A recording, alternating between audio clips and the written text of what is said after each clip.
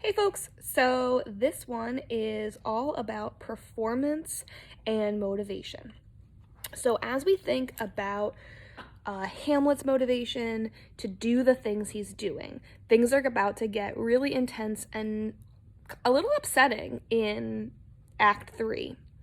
So we're going to examine closely two really important scenes. The first is sort of fondly known as the "Get Thee to a Nunnery" scene, which is between Hamlet and Ophelia. And the second is sometimes called the mousetrap scene, which is right before the play within a play sort of hits its high point. So we're hitting the climax of the play, but we're looking at two different scenes where there's some intensity and there's also some nastiness. And we're going to think about, why is Hamlet making the choices he's making? Why is he talking the way he's talking? And as well as some of the other characters. And we're also going to look at what is the overarching motivation. What are the goals of these characters as they experiment with the way they're approaching and treating each other.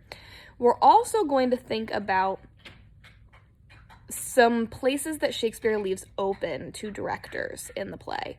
So there are some opportunities for a scene to be this way or that way. You know, one thing we'll look at is, does Hamlet know he's being watched or does he not know he's being watched? Because that changes the scene.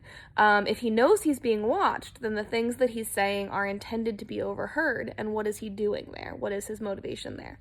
If he doesn't know he's being watched, then that totally changes that motivation and what's happening there. So we'll think about that. We'll also watch some film clip versions of both the "Get Thee to a Nunnery" scene and the mousetrap scene, and talk about how it is that directors have interpreted those scenes over time.